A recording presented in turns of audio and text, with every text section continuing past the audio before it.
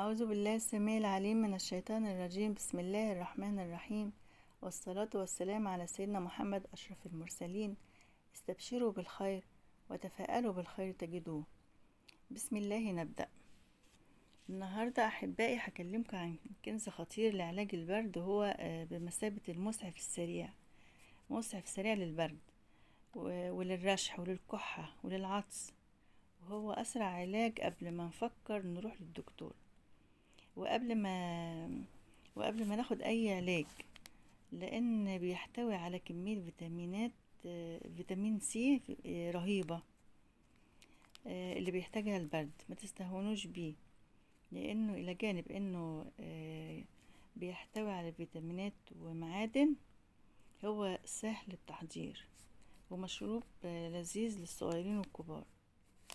يلا يا حنين بلاش رغي بقى، احنا عندنا برد